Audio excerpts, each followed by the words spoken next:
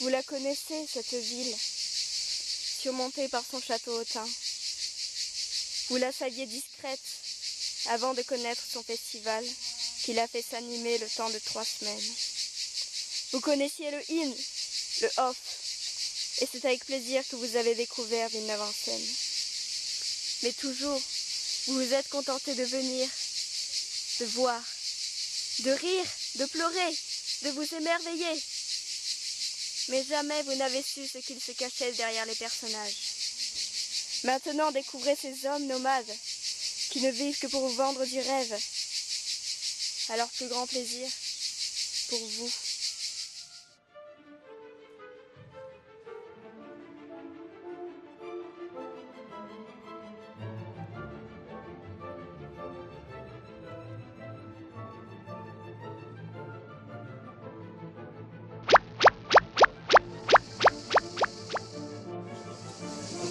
Nous sommes en compagnie de de Frédéric Coty, le directeur du Festival Villeneuve-en-Seine. Donc nous, on fait partie de Vocal TV, du réseau ADO.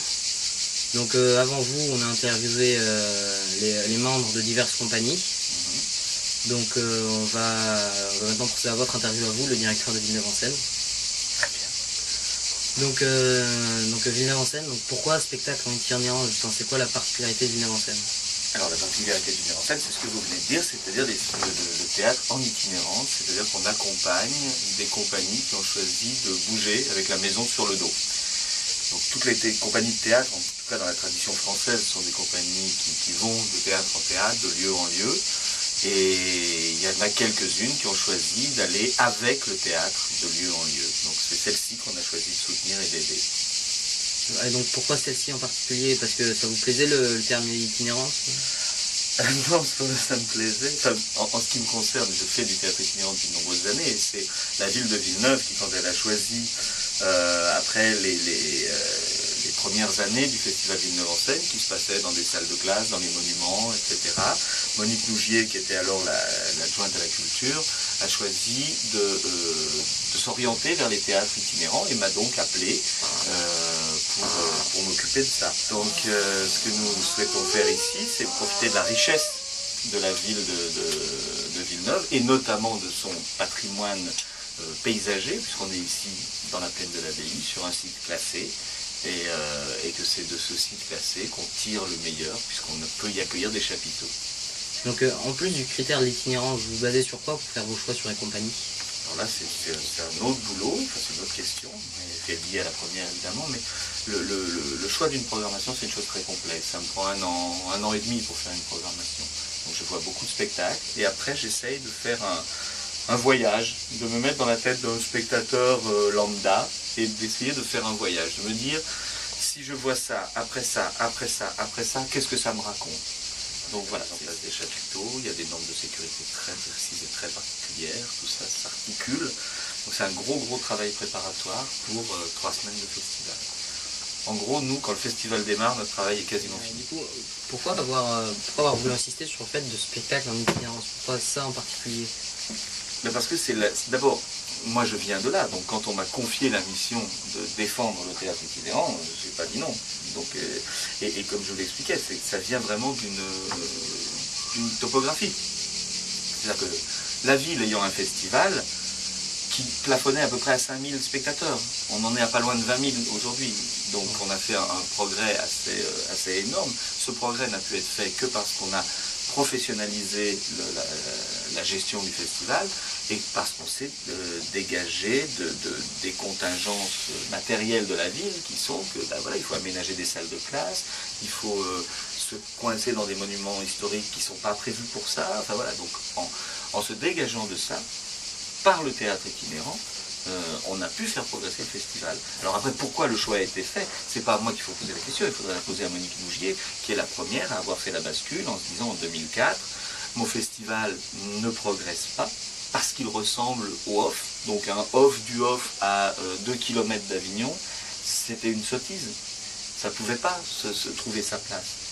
Et en prenant cette couleur particulière qui est celle du théâtre itinérant, le festival a trouvé sa place.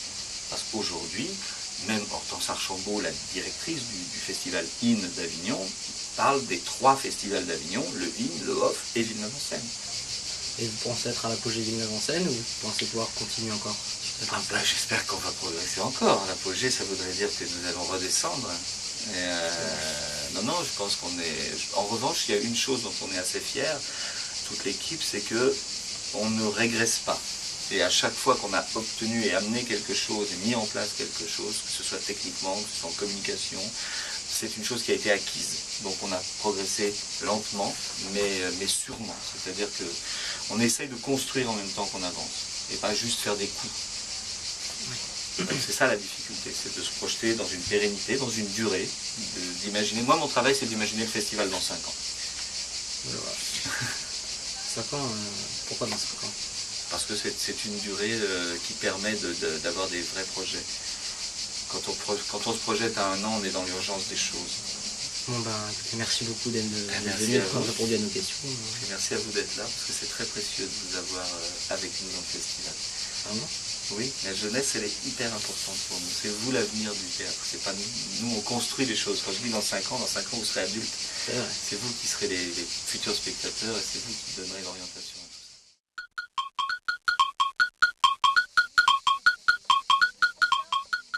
Bonjour, nous sommes avec Christophe et il va nous raconter sur son travail. Ouais. Alors. Est-ce que c'est fatigant de vous déplacer à chaque fois en caravane avec votre matériel? Alors c'est un petit peu fatigant, très fatigant de faire ça tous les jours, de bouger tous les jours. Et là on arrive, on reste un mois. Donc c'est un peu fatigant d'installer tout le matériel. Une fois que c'est installé, après on n'a plus qu'à faire des chansons. Ça va. Et c'est dur des fois de partir quand vous voyez plus votre famille, des fois, dans quelques temps. Eh bien oui, parfois c'est très difficile. Alors là, comme aujourd'hui, j'ai de la chance, ma famille est venue. Ouais, ils sont arrivés pour 3 jours et là j'ai de la chance. Et ça, c'est assez difficile. C'est vrai que quand on est loin, nos enfants nous manquent, nos femmes nous manquent. Alors voilà, ça tombe bien, c'est tombé le bonjour, ils sont là. Donc ça va.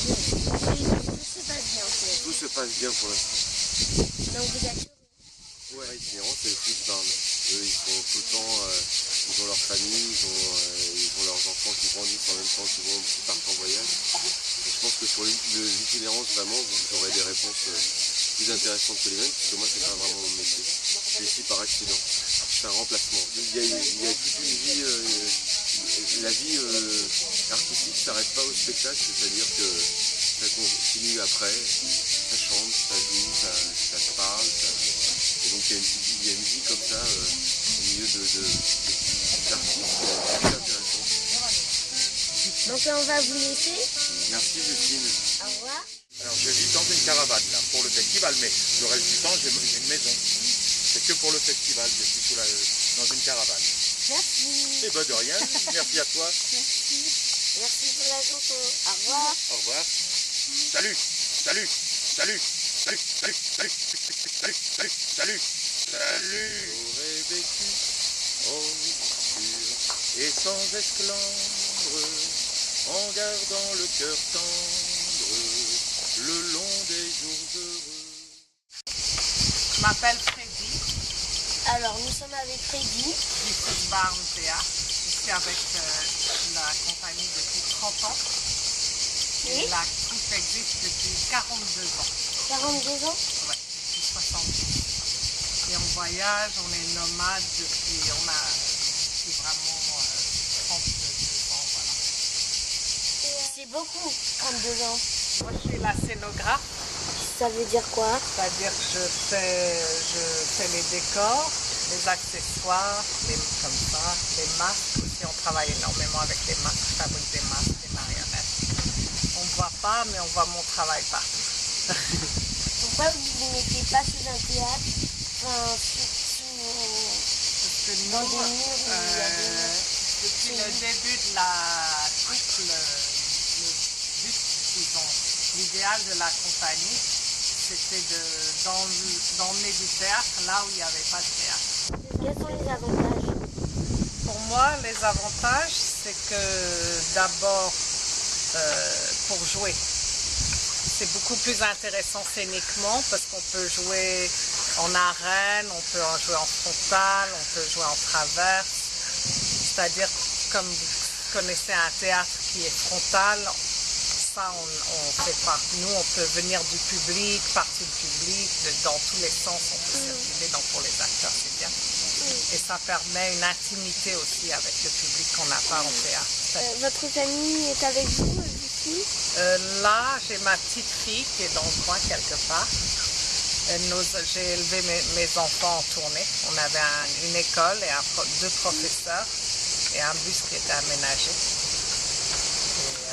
Mais là, ils sont tous grands, ils sont partis ailleurs. Ils travaillent tous dans le théâtre.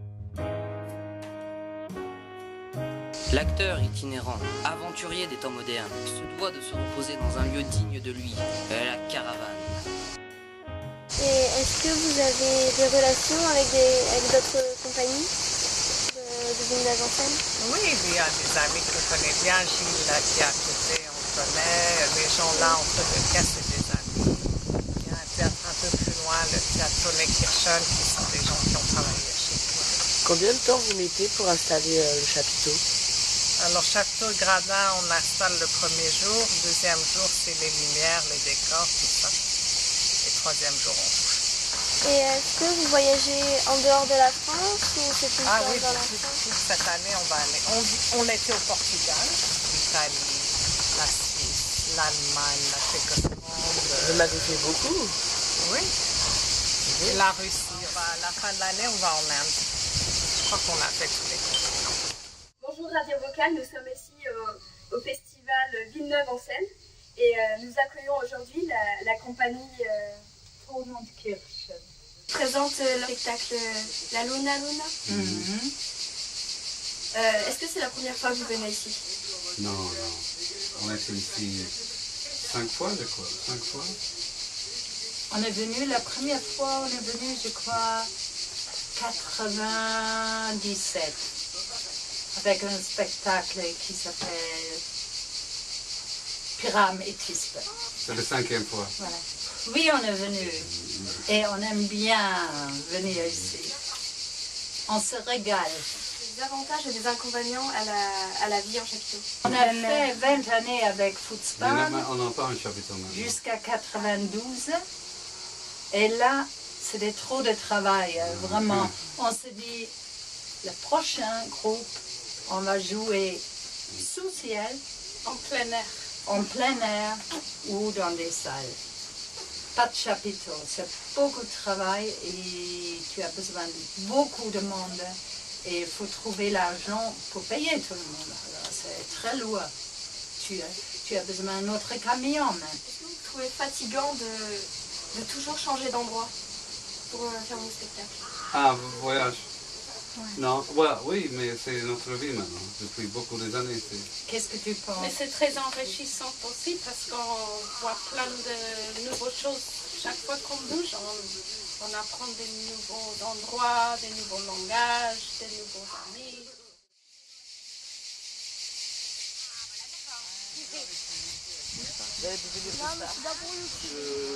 Je fais du théâtre depuis 40 ans, voilà, depuis que j'ai 20 ans. D'accord. Est-ce la première fois que vous venez jouer dans ce lieu? C'est la 3e fois qu'on participe au festival de Villeneuve en Seine. Alors ce qu'on appelle un théâtre dans toutes les villes de France et du monde, c'est un bâtiment qui est en dur comme un immeuble, comme une maison, qui est situé aussi et qui ne peut pas bouger. Et donc en fait le public doit venir dans le théâtre, il doit se déplacer. Alors, dans les villes grandes ou moyennes, il y a toujours une difficulté pour les gens qui habitent loin du centre-ville ou bien du théâtre lui-même à pouvoir venir et choisir de venir en fonction de leur vie, des enfants, de leur travail, des horaires, etc. Et même si le théâtre a beaucoup évolué et essayé de s'adapter, il y a encore une grande partie des habitants des villes qui ne se sentent pas invités en tout cas à venir au théâtre dans de bonnes conditions. Donc à un moment donné dans notre vie, nous, on a choisi, on s'est dit, bon, il y a assez de troupes qui viennent dans les théâtres, il y a assez de spectacles. Les gens qui viennent, donc ils voient des spectacles, c'est plein, voilà. Par contre, il y a plein d'autres endroits, des communes, des petites villes, des petits villages, dans les montagnes, etc., où il n'y a pas de théâtre et où les gens sont obligés de faire 3/4 d'heure, 1 heure de voiture pour arriver, et puis de repartir, et que tout ça, c'est pas toujours possible, notamment l'hiver, quand les enfants vont à l'école et que tout le monde va au travail, en semaine, sortir, c'est compliqué. Le fait d'avoir un chapiteau, c'est déjà de pouvoir le poser quelque part où il n'y a rien. Donc on le pose, on arrive, on dit voilà, il y a un théâtre, pour quelque temps il y a un théâtre dans cette ville, ce village, et tout le monde est invité à venir à l'intérieur du chapiteau pour pouvoir soit faire un stage de théâtre, soit regarder un spectacle, soit écouter une lecture, soit des associations qui sont dans le village qui viennent elles-mêmes produire quelque chose, hein, des gens qui chantent, une chorale, des danseurs, et puis des choses qu'on fait souvent avec les écoles. Les classes viennent pendant une journée à la place du programme normal scolaire, et pendant une journée on fait du théâtre pour que les enfants comprennent, les enfants de votre âge, puissent comprendre ce que c'est le théâtre aujourd'hui, que c'est pas forcément quelque chose qui est dans la tête, mais que c'est quelque chose qui est dans tout le corps. Donc on a cherché à rendre accessible de façon presque naturelle et en tout cas la plus simple possible l'accès au spectacle en amenant un chapiteau dans un endroit où il n'y a rien pour accueillir un spectacle vivant. Est-ce difficile de s'adapter ici, là? Villeneuve-en-Seine, non. Nous, c'est la 3e fois qu'on vient, donc on connaît un petit peu et au contraire c'est bien parce qu'il y a beaucoup de gens de théâtre qui viennent voir, ce qui permet de montrer notre travail, ce qui nous permet d'être peut-être en relation avec des gens qui vont faire venir le spectacle, nous faire venir. Y a-t-il plus d'espace dans un théâtre ou des chapiteaux? Ça dépend des lieux, ça dépend. Bon, il y a des grosses salles où il y a 800 spectateurs par exemple. Bon, nous on peut accueillir 100 personnes maximum ici. On varie toujours entre 40, 50 et 60, 80 selon les spectacles pour que les acteurs soient les plus proches possibles des spectateurs. Pour pas avoir un gros groupe de gens, mais plutôt des gens individuels, qu'on peut croiser leurs regards, on peut les reconnaître, on peut vous reconnaître quand on joue, on sait qu'on a parlé à un tel.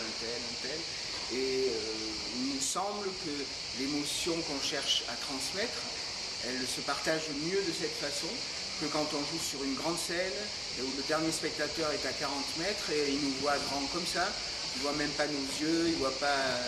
voilà. Mais vous devez mettre beaucoup de temps pour installer un chapiteau parce que c'est beaucoup d'espace. Le chapiteau... Bon, mais, ça se prépare, c'est-à-dire on vient voir d'abord le lieu, après il faut un branchement électrique, il faut de l'eau. Donc tout ça on le prépare longtemps à l'avance. Et quand on arrive, en 1 jour et demi, tout est monté comme ça. Vous devez demander au maire, vous devez demander une permission. Ouais, des autorisations pour tout. Il y a une loi pour tout.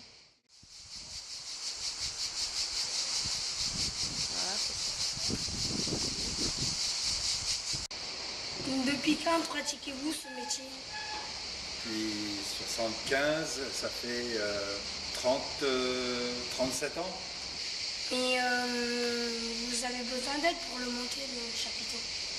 Il faut qu'on soit au moins 5 pour monter le chapiteau. Bonjour Bocal TV, nous sommes au festival Villeneuve-en-Seine et nous interviewons Fanny Rudel, qui est ici pour un team camarade, la compagnie, et on joue au Conseil pour une jeune épouse à 21h15 sous la Pinède, donc en extérieur. Est-ce que c'est la première fois que vous venez ici? Oui, c'est la première fois. J'étais venue en tant que spectatrice, donc j'ai dû voir des spectacles justement en extérieur. Et quelle est votre opinion sur l'itinérance? Mon sentiment sur l'itinérance. Nous, la compagnie, c'est à peu près, on va dire, le 2e spectacle de la compagnie. Et j'ai joué une fois en extérieur sur le 1er spectacle. Et là, donc, c'est le deuxième spectacle en extérieur où vraiment la compagnie se déplace. On a vraiment l'impression d'amener sa maison, son théâtre, de fabriquer. Mais peut-être pour moi, le théâtre en itinérance, il a commencé il y a longtemps sur l'idée de... quand on change de metteur en scène en permanence, c'est un chemin peut-être qu'on construit au fil des rencontres dans un festival de théâtre itinérant. Quelles sont les contraintes et les avantages qu'a la vie sous un chapiteau? Les contraintes, c'est peut-être le temps. Et, les avantages, c'est une grande liberté. C'est de pouvoir être partout chez soi. Ensuite, à l'intérieur même du festival, donc Villeneuve en scène, là pour le moment, on se rencontre au moment des repas. On s'est rencontrés au moment de l'installation où il nous manquait des choses, d'autres équipes sont venues nous aider, nous ont prêté du matériel. Donc en construisant ensemble, en s'aidant, on s'est rencontrés. Je vous remercie. Merci.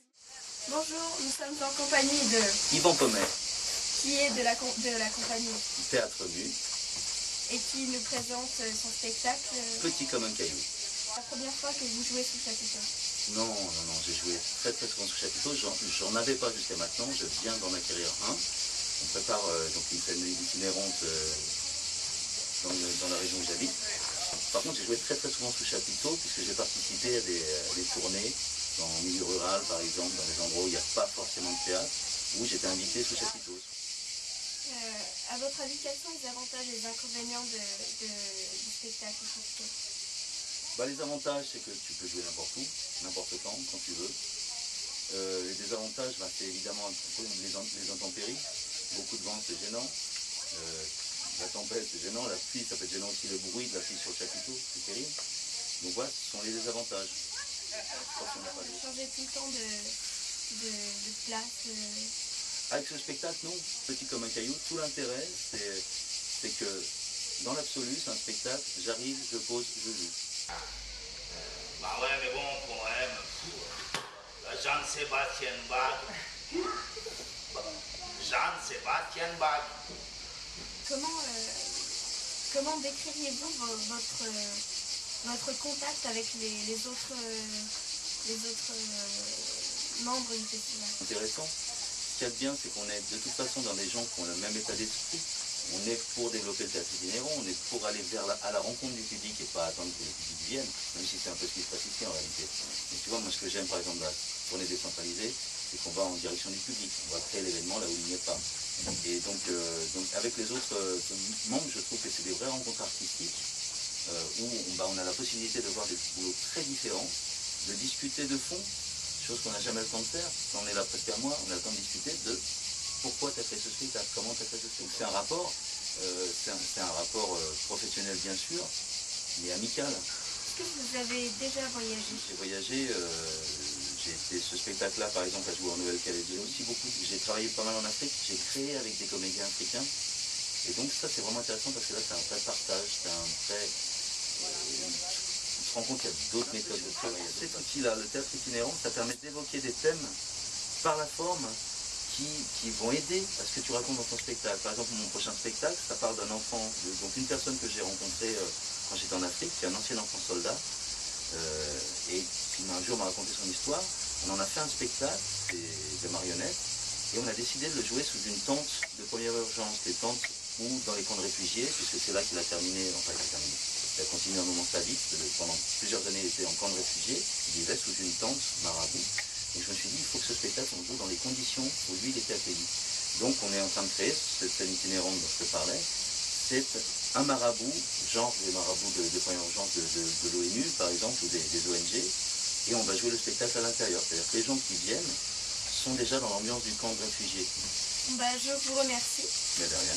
D'avoir passé quelques minutes en notre compagnie. C'est un plaisir. Bonne journée. Merci, merci.